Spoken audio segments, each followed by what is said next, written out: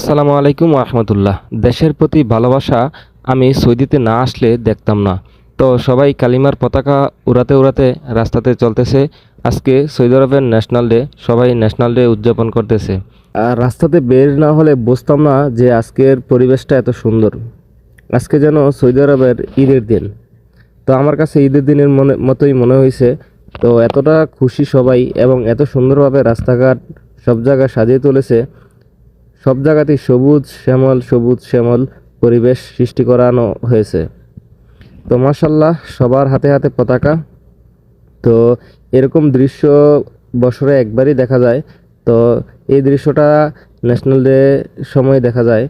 তো দেখেন কালিমার পতাকা কত সুন্দর করে উঠতেছে, মাশাল্লাহ।